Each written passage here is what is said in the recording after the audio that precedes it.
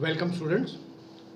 In this video lecture हम chapter 3 पढ़ रहे हैं और अभी तक हमने तकरीबन 3-4 न्यूमेरिकल्स को सक्सेसफुली पढ़ लिया है। I think total number of numericals we have completed that are 6। आज हम 7वां न्यूमेरिकल समझने का प्रयास करेंगे। एंड मैं क्वेश्चन पढ़ता हूँ। An iron wedge has been made up of forging out a 3 centimeter round bar. Wedge क्या होता है? Wedge is very important. आपने इंजीनियरिंग मैकेनिक्स में वेज के बारे में पढ़ा होगा and how we are using wedge very frequently in mechanics related problems. वैसे यदि यूजुअली देखा जाए तो वेज मुख्यतः ट्रक या व्हीकल्स या आपके रेलवे वैगन्स, इनको आप रोकने के लिए वेज का प्रयोग करते हैं। इस वेज का प्रयोग करते हैं और वो वेज आजकल पहले सबसे पहले ये वेजेस वुड के बनते थे। अब ये वेजेस उसके बाद आयरन के बनते थे, आयरन वेजेस, जो काफ़ी दिनों तक टिकते थे। But due to their heaviness ये यूज़ प्रयोग में प्रायः कम आते थे। अब वेज जो बनते हैं वो स्मॉल रॉड्स के वेल्डिंग करके बनाते हैं ताकि वो लाइट वेट भी हो और उसको कैरी करना बहुत आसान रहे। तो आप देख सकते हैं कि वेज जो हैं ये रेलवे वैगन्स तक को रोकने के इंजन्स जो आइडल पड़े रहते हैं, आइडल मतलब जब इंजन बन रहता है, रेलवे इंजन की बात कर रहा हूँ मैं, तो रेलवे इंजन जब पटरी पर आइडल पड़ा रहता है, जब उसका कोई काम नहीं रहता, एट दैट टाइम उस रेलवे इंजन्स के व्हील्स पर इस वेजेस के द्वारा उसको रोका जा सकता है। तो wedges are very important in mechanical and use quite frequently for many purpose. ये कुछ पर्पस हमने अभी जो डिस्कस किए इनको छोड़कर।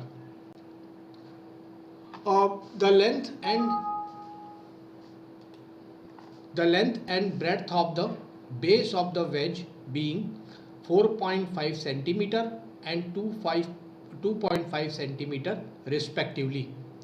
तो इसका जो लेंथ और ब्रेड्थ है यानी कि लंबाई और चौड़ाई है वो 4.5 सेंटीमीटर और 2.5 सेंटीमीटर बेस की इस वेज की दे रखी है। The length of the wedge at the other end being 4 centimeter and height 12 centimetre. तो ये length of ways eight other and दिया हुआ है 4 सेंटीमीटर और उसकी हाइट साइमल्टेनियसली 12 सेंटीमीटर दी हुई है। If the density of the metal remains unchanged after forging, what length of bar is required for making wedge. तो 3 सेंटीमीटर डायमीटर के रॉड से हमने फोर्जिंग यानी कि पहले इस रॉड को फर्नेस में हीट किया, उसके बाद हैमर की सहायता से एनविल के ऊपर रख कर इसे वेज का शेप दिया और इस वेज का शेप देने के बाद यह वेज कुछ इस तरीके से दिखता है। ये देख सकते हैं आप 2.5 और 4.5 इसका बेस है। ये बेस, इसको क्यों बेस बोल रहे हैं? बिकॉज ये डायमेंशन नीचे वाले डायमेंशन से थोड़ा बड़ा है, that's why we call it as base. Generally last कई न्यूमेरिकल्स में जब हमने कोन के स्पेसिफिकली कोन के इसको देखा था तो हमने देखा था कि ये जो है ये हमेशा जिस पोर्शन लेंथ और विड्थ में या लेंथ और ब्रेड्थ में जो सबसे बड़ा रहता है हम जनरली उसे बेस कहते हैं। तो इसका बेस का डायमेंशन इन्होंने 2.5 4.5 दिया हुआ है। 12 सेंटीमीटर इसकी लेंथ है और नीचे का जो पोर्शन है ये जो आप देख रहे हैं 4 × 2.5, यह भी इन्होंने इसमें न्यूमेरिकल में दिया हुआ है।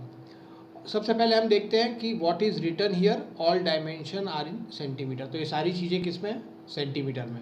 ये हम बार बार आपको बता रहे हैं कि whenever you will perform any, you want to try any numerical of estimation and costing, तो इसके डायमेंशंस जरूर देखिए, because it may be in centimetre, specifically in chapter number 3।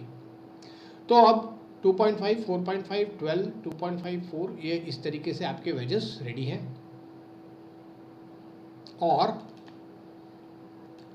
जैसे कि आप देख सकते हैं कि यहाँ पर लिखा हुआ है 3 सेंटीमीटर डायमीटर के राउंड बार से यदि अनचेंज रहे और इस तरीके का हम एक वेज बनाएं तो कितने लंबे डायामीटर के राउंड बार की ज़रूरत होगी। ये बिल्कुल हमको इससे ये हमारे को रिक्वायर्ड है कि हमको कितना लंबा लेंथ, डायमीटर तो बताया ही हुआ है, 3 सेंटीमीटर के डायमीटर से हमने ये वेज बनाना है। और अब आप समझ ही गए होंगे कि फोर्जिंग टेक्निक में हम फर्नेस में लोहे को, जो सपोज 3 सेंटीमीटर डायमीटर का रॉड है, उसको हम गर्म करेंगे और एनविल पर विभिन्न हैमर्स की सहायता से चोट पहुंचाकर उसको हैमरिंग करके हम इस शेप में उसको लाएंगे जो शेप क्वेश्चन में दिया हुआ है। तो हमको टोटल कितना लेंथ ऑफ बार चाहिए, दिस इज़ द क्वेश्चन। तो हमको देखा जाए तो इस वेज का कुछ भी वेट निकालना नहीं है, लेकिन अल्टीमेटली जब हमको इसकी लेंथ निकालनी पड़ेगी तो हमें इस वेज के वेट निकालने की ज़रूरत पड़ेगी ही, डेफिनेट है। बिकॉज 3 सेंटीमीटर डायामीटर के रॉ मटेरियल के डायामीटर से यदि आप इस वेज का निर्माण कर रहे हैं तो डेफिनेटली आपको जब आप इसे फोर्जिंग ऑपरेशन इसमें परफॉर्म करेंगे तो एट दैट टाइम आपको इसके वॉल्यूम साथ ही साथ इसकी डेंसिटी मल्टीप्लाई करके इसका वेट निकालने की आवश्यकता पड़ेगी। तो हम इसका सबसे पहले वॉल्यूम निकालते हैं। And by the way I wanted to convey you कि आपको एस्टिमेशन एंड कॉस्टिंग में फोर्जिंग का भी सब्जेक्ट पढ़ना है, तो डेफिनेटली हम फोर्जिंग ऑपरेशन में किस तरीके की कॉस्टिंग होती है उसको भी हम आगे के चैप्टर्स में डेफिनेटली पढ़ेंगे ही। Anyway, come to mensuration, that is our chapter number 3। हमेशा की तरह हमको जो भी फिगर मिलता है तो हम उसे क्या करते हैं, डिफरेंट भागों में बांट लेते हैं।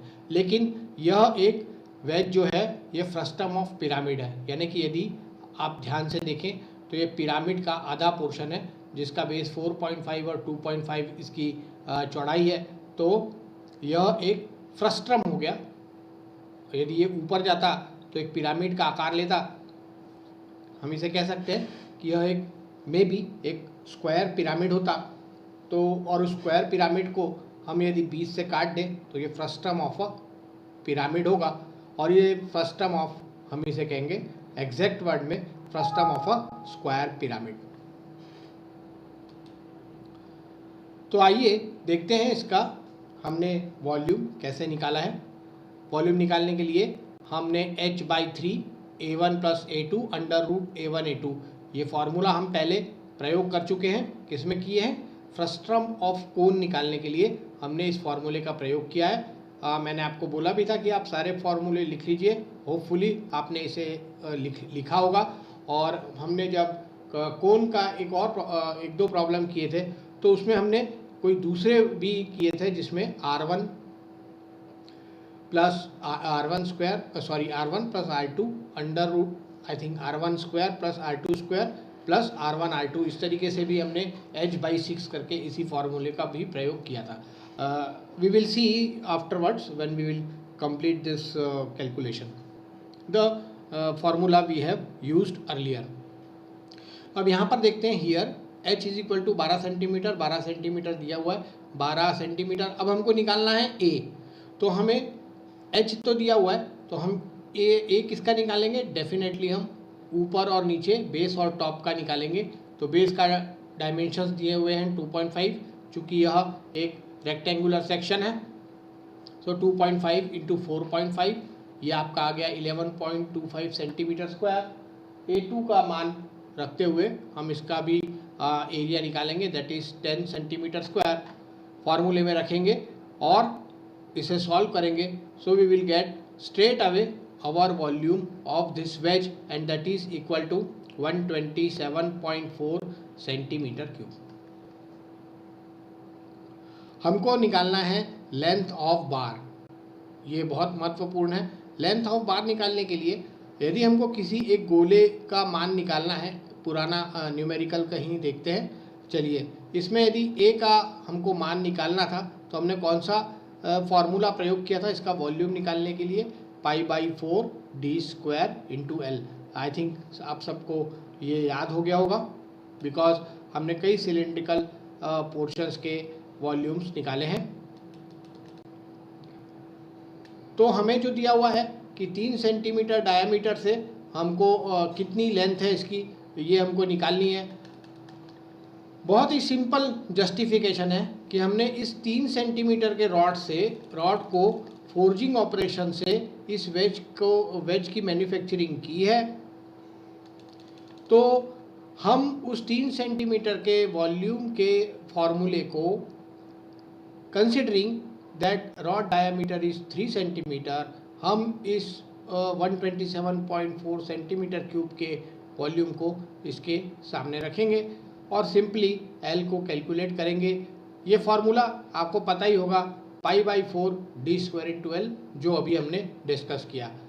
हमने देखिए इस पूरे न्यूमेरिकल में कहीं पर भी डेंसिटी ग्राम पर सीसी जो हम हर न्यूमेरिकल में यूज़ कर रहे हैं उसका प्रयोग हमने इस न्यूमेरिकल में नहीं किया है। हमने straight away π/4 d² into L is equal to ये जो वॉल्यूम आया है इसे इक्वेट कर दिया और हम एल का मान निकालेंगे। इस एल का मान जो है इतने लेंथ यानी कि 18 centimetre length I. So length of bar required is 18 centimetre, यानी 18 सेंटीमीटर लंबा बार 3 सेंटीमीटर का डायामीटर, इसकी सहायता से हम इस तरीके का वेज, इस डायमेंशन का वेज, प्रिसाइजली इस डायमेंशन का वेज बहुत आसानी से बना सकते हैं। So this is very simple question और इसको आपको जरूर देखना चाहिए। आइए अब हम नेक्स्ट क्वेश्चन देखते हैं। यह क्वेश्चन भी हम पहले देख चुके हैं, इसे दूसरी बार सेम क्वेश्चन देखने के लिए इसमें कोई चेंजेस नहीं है, लेकिन यदि आपको याद हो तो पिछला क्वेश्चन इसी रिवेट का हमने उसमें 4 kg रिवेट से कितने रिवेट बनेंगे ये उसमें डायरेक्टली पूछा गया था, जबकि इसमें आई थिंक आपको सिर्फ उस इस रिवेट का आपको वेट ज्ञात करना है।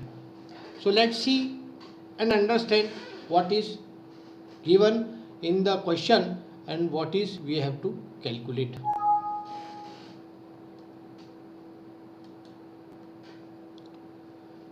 देखते हैं, calculate the weight of the MS rivet shown in figure, assuming that mild steel weight 7.8 grams per cubic centimeter and all dimension are in centimeter। ये देखिए यहाँ पर लिखा नहीं है, लेकिन चलिए यहाँ पर क्वेश्चन में दिया हुआ है all dimensions are in centimeter। तो ये रिवेट बनाने के लिए जैसे हमने पूर्व में भी देखा था, हमको सिर्फ इस एक रिवेट का वेट निकालना है और इस रिवेट के वेट में मुख्यतः यह 2.5 इज़ वेरी इम्पॉर्टेंट, 2.5 R ये दिया हुआ है और साथ ही साथ इसकी डायमीटर दी हुई है 2.5, that is this is a cylindrical portion और नीचे का रिवेट का पोर्शन और ऊपर का रिवेट का पोर्शन ऑलमोस्ट सेम है एज इसकी हाइट भी सेम है। तो नीचे 2.5 R नहीं दिया हुआ है, बट कंसीडर इट कि ये नीचे भी 2.5 R ही है। सो ये जो ऊपर और नीचे इन दोनों को यदि हम देखें तो हम इसे सबसे पहले 2 भागों में इसे बांट लेते हैं। A से A for this segment of sphere और B that is cylindrical portion, 2A plus B हमारा टोटल वॉल्यूम ऑफ रिवेट होगा। तो ये देखिए यहाँ पर 2.5 R है, नीचे भी 2.5 R है, दोनों की हाइट 2 है और इस सिलेंड्रिकल पोर्शन का डायमीटर 2 सेंटीमीटर है और लेंथ है 4। तो ये डेफिनेटली इस सिलेंड्रिकल पोर्शन में हम कौन सा फार्मूला यूज़ करेंगे, π/4 d² इंटू एल, और इस सेगमेंट के लिए, स्फीयर ऑफ सेगमेंट के लिए हम फॉर्मूले का प्रयोग करेंगे जो हम पूर्व में कर चुके हैं, π/6 h² 3d minus 2h। h इस हाइट, इसकी हाइट है, हम अभी सिर्फ ऊपर वाला लेते हैं a, तो इसकी हाइट दी हुई है 2 सेंटीमीटर, d दिया हुआ है 2.5 और h दिया हुआ है again 2। Now this is given as 2.5 r, but here we have to keep d। तो 2.5 को देख लेते हैं कैलकुलेटर से, कितना आएगा, d 2.5 r, d मतलब 2d into 2 is equal to 5। So ये यहाँ पर ये जो d दिया हुआ है दैट 5 इज जस्टिफाइड। तो इस तरीके से हम इस वॉल्यूम का, इस स्फीयर का, स्फीयर वॉल्यूम का सेगमेंट निकाल लेते हैं और सारे पैरामीटर्स रखने के बाद हमारा जो वॉल्यूम है वो आया है 23.04 सेंटीमीटर क्यूब। तो इस पूरे सेगमेंट का जो हमारा आया है वॉल्यूम वो आया हुआ है 23.04 सेंटीमीटर क्यूब। तो इस तरीके से हम volume of both the segments, क्यों बोथ द सेगमेंट्स, कि यहाँ पर एक सेगमेंट ए है, हालांकि इस पूरे डायग्राम में ए बी सी इस तरीके से बांटा नहीं है, लेकिन आप बांटिए ज़रूर, क्योंकि चूँकि ये प्रॉब्लम पहले हो चुका है and exactly it is given as it is in book. So मैंने उसे किया है। आप 2a + b करके करेंगे तो आपकी मिस्टेक्स कम होंगी। तो अब यहाँ पर यहाँ लिखा हुआ देखिए, volume of both the segments 46.08, मतलब ऊपर का और नीचे का दोनों का वॉल्यूम 23.04। इसे मैं यहाँ करके देखते हैं एक बार और confirm, 23.04 multiplied by 2 is equal to 46.08। तो ये 46.08 यहाँ पर सेंटीमीटर क्यूब, ये इन दोनों सेगमेंट का आपको वॉल्यूम मिल गया है। और उसके बाद आपको ये जो बीच का पोर्शन है, cylindrical round section, cylindrical portion, उसका आपको वेट निकालना है। ये भी ऑफ कोर्स 2 डायामीटर है, तो ये भी ठोस है। तो वॉल्यूम ऑफ सेंट्रल पोर्शन हम निकाल रहे हैं π/4 d² इंटू l।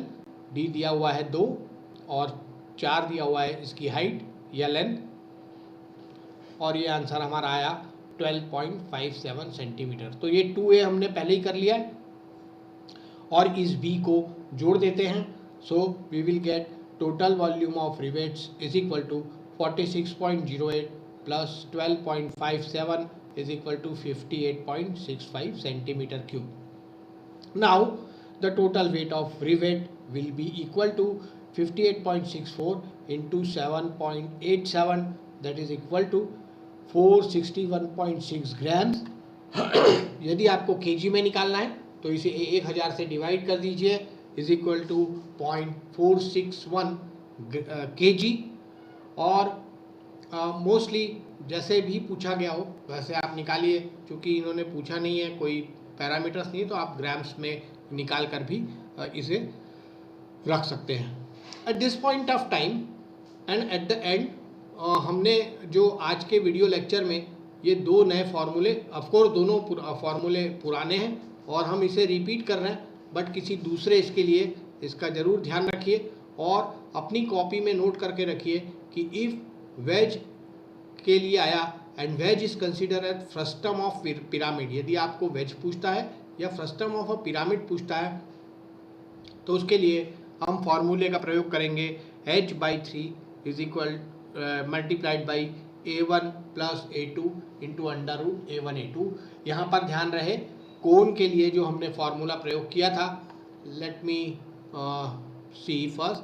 तो कन्फ्यूजन बिल्कुल नहीं करेंगे क्योंकि स्टूडेंट इसमें बहुत कंफ्यूज होते हैं and at the time of examination इसमें बहुत मिस्टेक्स होती हैं। तो ये देखिए ये कोण है, यहाँ पर देखिए फार्मूला हमने यूज़ किया है π/3 h r1² r2² plus r1 r2, और ये फ्रस्टम ऑफ अ कोण के लिए है। तो ये ध्यान रखिए, इसी कोण का हमने फार्मूला का प्रयोग किया था आई थिंक यहाँ पर ये देखिए same formula h/3 a1 plus a2 plus under root a1 a2।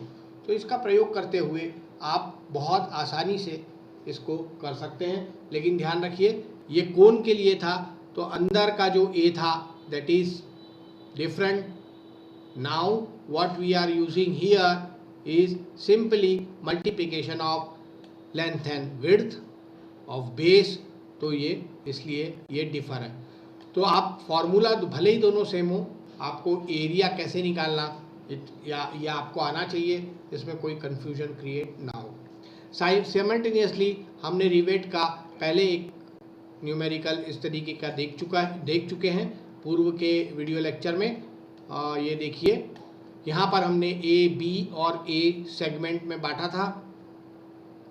अभी के रिवेट्स में हमने कोई सेगमेंट में नहीं बांटा है। अब हमने सीधा इसे निकाल दिया है सिलेंड्रिकल पोर्शन के लिए π/4 d²L और इस सेगमेंट ऑफ स्फीयर के लिए π/6 h² 3d - 2h। ये जो सेगमेंट है, सेगमेंट ऑफ अ स्फीयर है, यानी कि एक ठोस गोल का एक पार्ट है। ये मैंने पूर्व में भी आपको बताया है। आई एम वेरी होपफुल कि आप इसे समझ रहे होंगे कि what I have said earlier. तो इसमें जो आपने बांटा है इसकी सहायता से आप आसानी से इस सेगमेंट का स्फीयर के सेगमेंट का आप वॉल्यूम निकाल सकते हैं। और इन दो रिवेट में आपको ध्यान रखना है कि ऊपर और एक नीचे इन दोनों बेसिस का आपको वॉल्यूम निकालना है और बीच वाले सिलेंड्रिकल पोर्शन का प्लस करना है, दैट मीन्स 2a + b। ये आपको ध्यान में रखना है और आप आसानी से इसे कर सकते हैं। इसमें मुख्य बात रिवेट में आपको ध्यान रखनी है, दैट इज कैपिटल D जो है आपका, यह जो कैपिटल D है ये 2.5R का 2 गुना होता है, जैसे हमने देखा अभी। तो इसको आपको ध्यान में रखना है, से 2.5 × 2 = 5। ये D जो है ये 5 है। बहुत आसान है, बट लेकिन एक भी सीधी देखिए इतना बड़ा आपको न्यूमेरिकल आएगा and if it is asked for 10 marks, आपकी गलती की कोई गुंजाइश नहीं होनी चाहिए, otherwise you will lose your precious mark, जो बहुत आसानी से आप स्कोर कर सकते हैं। So anyway students, in another video lecture we will meet again and try to solve some other numericals. At presently the time is up and I am stopping this video here. Thank you for your kind attention. Thank you very much.